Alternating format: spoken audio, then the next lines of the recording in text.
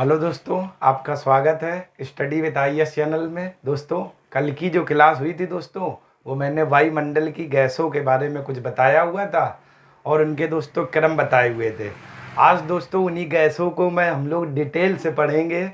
वायुमंडल में कौन कौन सी गैस है, इनका क्या प्रयोग किया जाता है, उन्हीं गैसों को दोस्तों हम लोग डिटेल से पढ़ेंगे।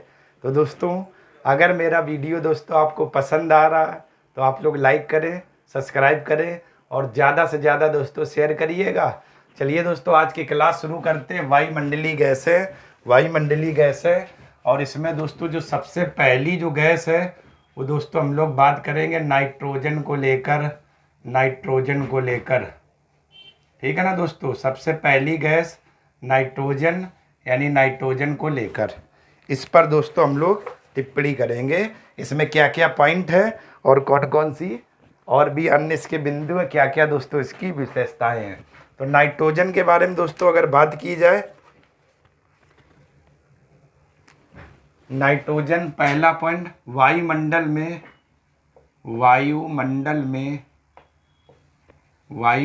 में सर्वाधिक मात्रा में पाई जाने वाली गैस है।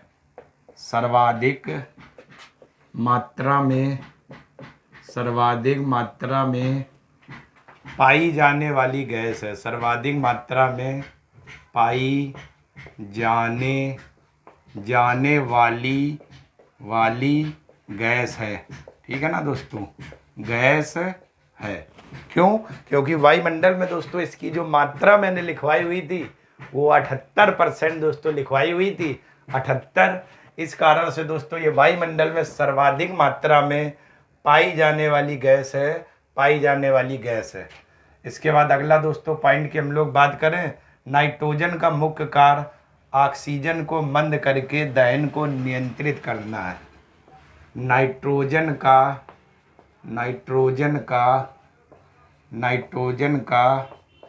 मुख्य कार्य नाइट्रोजन का मुख्य कार्य ऑक्सीजन को मंद करके ऑक्सीजन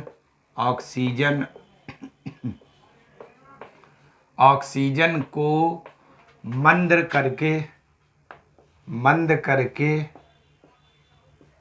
करके दहन को नियंत्रित करना है।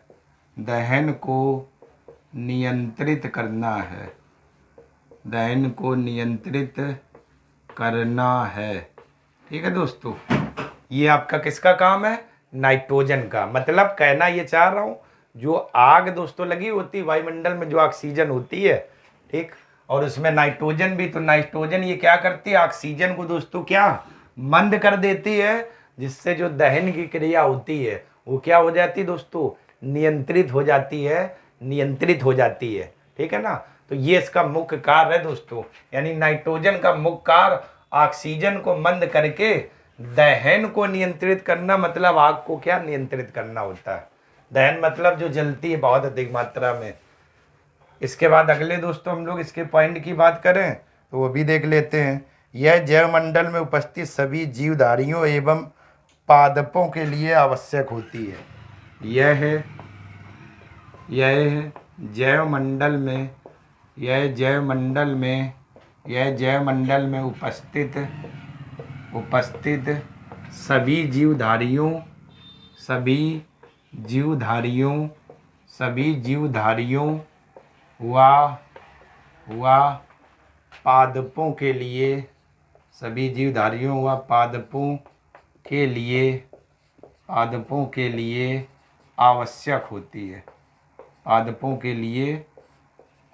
जीवधारियों व पादपों के लिए आवश्यक होती है। पादपों के लिए आवश्यक होती है।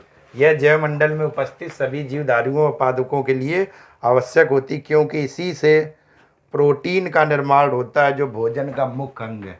आवश्यक होती है क्योंकि इसी से प्रोटीन का निर्माण होता है। ठीक है ना, प्रोटीन का निर्माण कोष्टक में अमीनो अम्ल, प्रोटीन का निर्माण कोष्टक में अमीनो अम्ल, प्रोटीन का निर्माण होता है। ठीक है दोस्तों। यानी कि जो नाइट्रोजन गैस है ये वायुमंडल में, या वायुमंडल में नहीं सॉरी दोस्तों, जयमंडल में सभी जीवधारियों और पादपों के लिए आवश्यक होती है, क्योंकि इसी से प्रोटीन का निर्माण होता है, जो भोजन का क्या मुख्य अंग होता है, भोजन का मुख्य अंग होता है। और दोस्तों देखिए नाइट्रोजन कितनी अच्छी है, इससे प्रोटीन का निर्माण होता है, जो अपने भोजन में क्या मुख्य अंग है भोजन का, प्रोटीन एक। तभी तो हमें दाल आल सब खाते हो, प्रोटीन जो दालों में प्राप्त होता है। तो इस कारण से एक आपका ये भी पॉइंट हो जाएगा। इसके बाद दोस्तों अगले अगर पॉइंट की अगर बात की जाए तो जरा उस पर भी देख लेते हैं। अगला दोस्तों आपका पॉइंट रहेगा,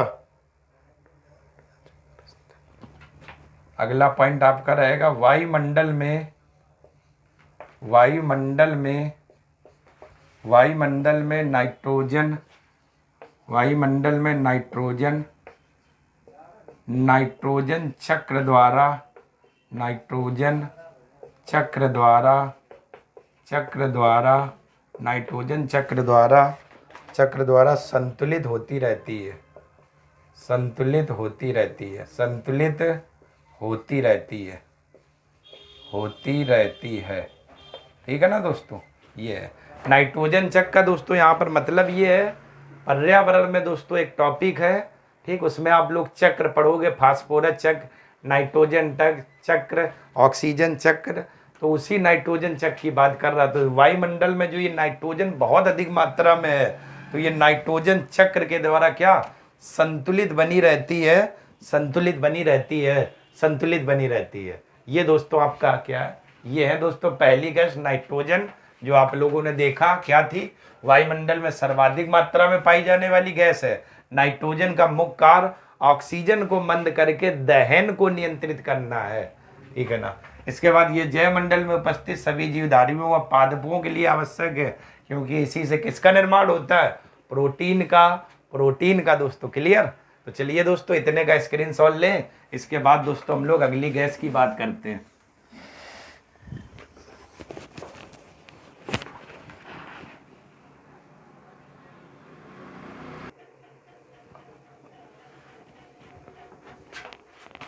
चलिए दोस्तों अब हम लोग बात कर लेते हैं वायुमंडल में अगली गैस आपकी कौन सी है, ऑक्सीजन। ऑक्सीजन के बारे में O2 खूब सुना होगा दोस्तों, ठीक है ना। तो यहाँ पर दोस्तों हम लोग पहला जो इसमें पॉइंट है लिखते हैं जरा दोस्तों, ठीक है ना, क्योंकि इसमें दोस्तों लिखावट वाला कुछ ज़्यादा है, अभी समझाने का है नहीं भाई। तो दोस्तों बात करते हैं वायुमंडल में, वायुमंडल में, वायुमंडल में नाइट्रोजन के पश्चात, नाइट्रोजन, नाइट्रोजन के पश्चात, वायुमंडल में नाइट्रोजन के पश्चात, वायुमंडल में नाइट्रोजन के पश्चात दूसरी सर्वाधिक मात्रा में, दूसरी, ये दोस्तों दूसरी लिखा हुआ है, दूसरी, दूसरी सर्वाधिक मात्रा में, दूसरी सर्वाधिक मात्रा में पाई जाने वाली गैस है, पाई जाने वाली, पाई जाने वाली गैस है, गैस है। ठीक है दोस्तों। आपको मालूम होगा कितनी, लगभग 21%। क्यों? क्योंकि सबसे ज़्यादा नाइट्रोजन, इसके बाद ये दोस्तों दूसरी, तो वही मैंने वर्डिंग लिख दी हुई, दूसरी पाई जाने वाली क्या गैस है, गैस है। इसके बाद दोस्तों अगला पॉइंट की अगर बात की जाए तो जरा देखिएगा,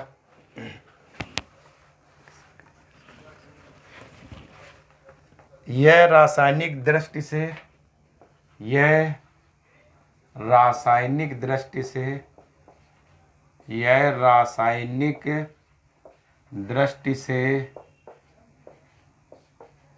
अधिक सक्रिय गैस है, अधिक सक्रिय गैस है, अधिक सक्रिय गैस है, सक्रिय गैस, गैस है। क्यों सक्रिय क्यों है? उसका रीजन है क्योंकि जो दोस्तों हरे पेड़ पौधे हैं प्रकाश संश्लेषण की क्रिया के दौरान क्या इसी ऑक्सीजन गैस का क्या उपयोग करते हैं।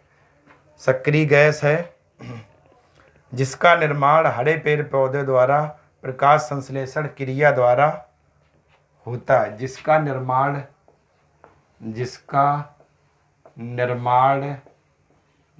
निर्माण हरे पेड़ पौधे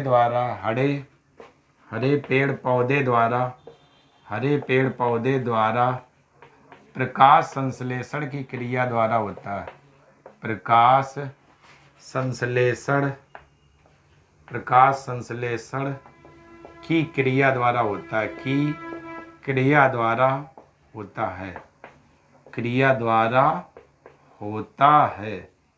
ठीक है ना दोस्तों, ये आपका है प्रकाश संश्लेषण की क्रिया पढ़ी होगी दोस्तों। ठीक, जिसमें आपका ग्लूकोज, ऑक्सीजन और H2O बनता है। ठीक है ना, 6CO2 + 6H2O, तो ग्लूकोज का निर्माण होता है सूर्य का प्रकाश, और उसी में दोस्तों आपका ऑक्सीजन बनता है, और ये दोस्तों हरे पेड़ पौधे बनाते हैं, और वही दोस्तों इस ऑक्सीजन की बात कर रहा है। यह रासायनिक दृष्टि से अधिक सक्रिय है। ठीक है ना, जिसका निर्माण हरे पेड़ पौधों द्वारा प्रकाश संश्लेषण की क्रिया द्वारा होता है। ठीक है दोस्तों, वही आपका लिखा हुआ है।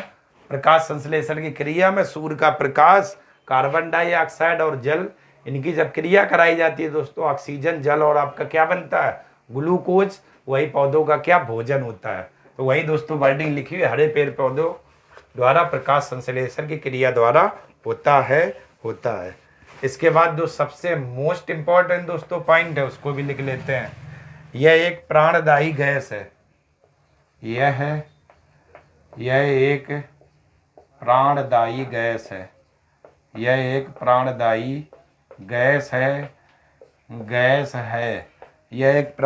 गैस है क्योंकि इसके बिना जीव जंतुओं, मनुष्यों के क्योंकि इसके बिना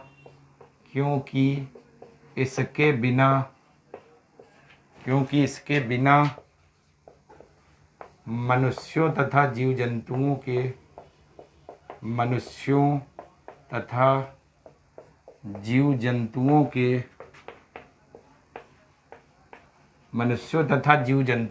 प्राणदायी दोस्तों क्यों बोल रहे हैं, क्योंकि अगर ये समाप्त हो जाए तो जीवन बिल्कुल समाप्त हो जाएगा। मनुष्यों तथा जीव जंतुओं के जीवन की कल्पना नहीं की जा सकती। मनुष्यों जीव जंतुओं के जीवन की कल्पना नहीं की जा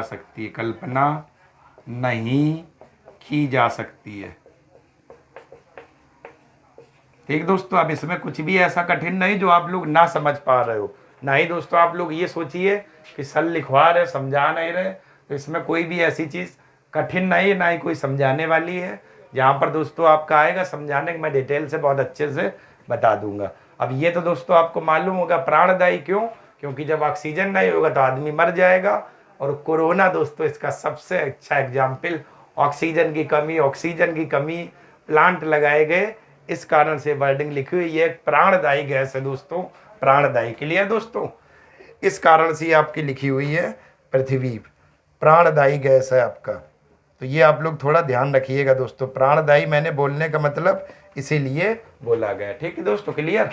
तो चलिए दोस्तों आप लोग इतने का स्क्रीनशॉट लें, इसके बाद दोस्तों हम लोग आगे बढ़ते हैं। स्क्रीनशॉट दोस्तों ले लो आप लोग।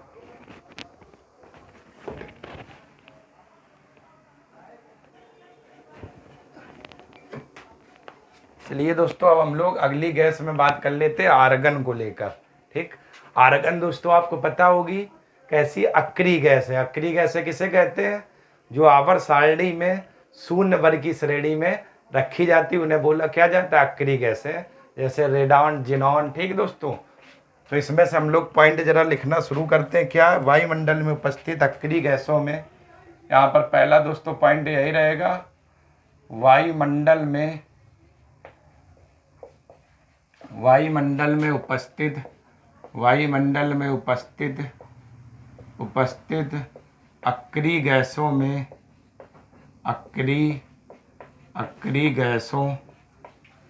वायुमंडल में उपस्थित अक्रिय गैसों की श्रेणी में आर्गन सर्वाधिक मात्रा में पाई जाती है। आर्गन सर्वाधिक मात्रा में पाई जाती है। आर्गन सर्वाधिक मात्रा में पाई जाती है। ठीक है दोस्तों, मतलब अब आपको दोस्तों मालूम है अक्रिय गैस किसे कहते हैं? अक्रिय गैस उन गैसों को कहते हैं जो आवर्त सारणी में शून्य वर्ग के तत्व हैं, यानी शून्य वर्ग के जो तत्व हैं उसमें जो भी गैस आती है वो सभी अक्रिय होती है। इन अक्रिय गैसों में जो सर्वाधिक मात्रा में पाई जाने वाली अक्रिय गैस है वो दोस्तों कौन सी है? ऑर्गन है।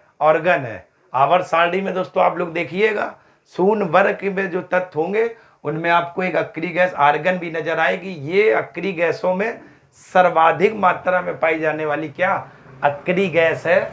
अक्रिय कौन सी है? आर्गन गैस है और ये अक्रिय गैस है। ठीक है दोस्तों, इसके बाद दूसरे दोस्तों अगर पॉइंट की बात की जाए तो इस पर भी दोस्तों हम लोग बात कर लेते हैं। क्या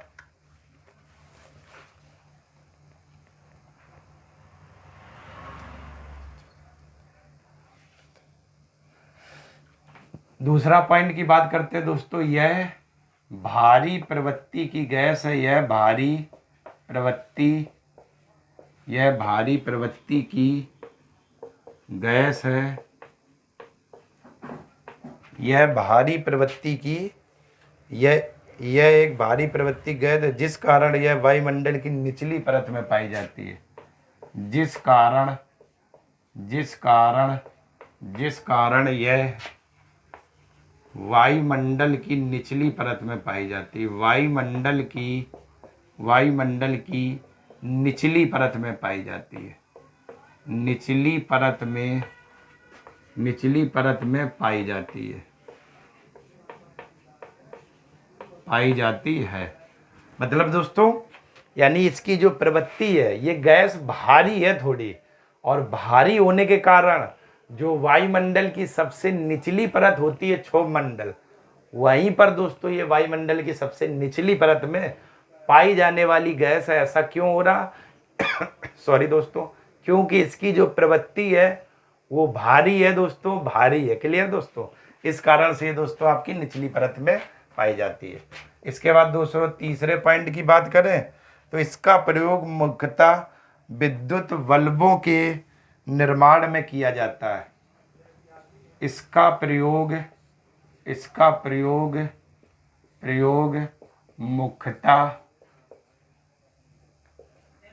मुख्यतः विद्युत बल्बों के निर्माण में किया जाता है। विद्युत बल्बों के निर्माण में किया जाता है। विद्युत बल्बों के निर्माण में किया जाता है। निर्माण में किया जाता है। ठीक है दोस्तों, यानी जो विद्युत बल्ब आप होते हैं, जो विद्युत बल्ब में कांच लगी होती है, उस कांच के अंदर जो गैस दोस्तों भरी होती है वो कौन सी होती है? आर्गन। और यह वही लिखा हुआ है दोस्तों, इसका प्रयोग मुख्यतः विद्युत बल्बों के निर्माण में किया जाता है। इसका प्रयोग मुख्यतः विद्युत बल्बों के निर्माण में किया जाता है। ठीक है दोस्तों, तो ये दोस्तों आपके कुछ थे आर्गन गैस को लेकर कुछ पॉइंट थे जो मैंने आपको दोस्तों बता दिए हुए हैं आर्गन गैस को लेकर। तो चलिए दोस्तों आप लोग इतने का स्क्रीनशॉट ले लीजिए। इसके बाद दोस्तों अन्य गैसों के ऊपर हम लोग बात करते हैं।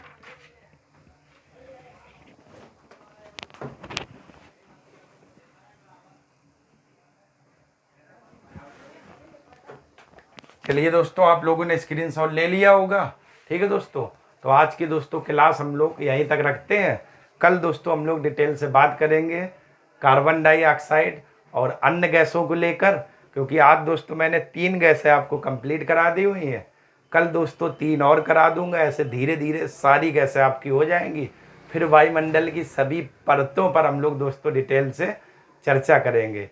तो अगर दोस्तों मेरा वीडियो आपको पसंद आ रहा है तो आप लोग लाइक करें, सब्सक्राइब करें और ज़्यादा से ज़्यादा दोस्तों शेयर करिएगा। तब तक के लिए दोस्तों आप सभी लोगों का बहुत बहुत धन्यवाद दोस्तों।